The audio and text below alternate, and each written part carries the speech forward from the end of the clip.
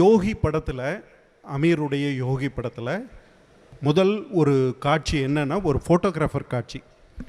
அது வந்து சென்ட்ரல், அதுக்கு பக்கத்தில் இருக்கிற ஒரு ஸ்லம்மில் தான் அங்கே செட்டு போட்டு எடுத்தது. கருப்பு, பாபு 2 பேரும் தான் அந்த காட்சி அமைப்பு.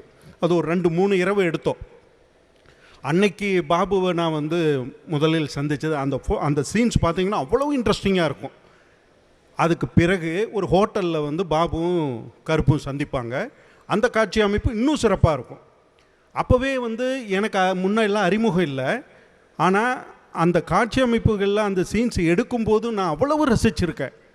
அதன் பிறகு நான் அதிகமாக சந்திக்கலை, நாங்கள் நிறைய திரைப்படங்கள் ஒர்க் பண்ணலை. ஆனால் நான் ஒரு ரசிகனாக தமிழ் திரை உலகில் வந்து நிறைய வசனங்கள் பேசி காமெடி பண்ணுற அந்த தன்மையை தான் நான் பார்த்துருக்கேன். ஆனால் வெறும் சைலண்ட் பர்ஃபார்மன்ஸே பார்த்தீங்கன்னா வெறும் சைலண்ட், சின்ன சின்ன டைலாக்ஸுகள். அந்த சைலண்டில் வந்து ஒரு காமெடியை ஒர்க் அவுட் பண்ணுறது வந்து பாபுவனுடைய தனி டேலண்ட்.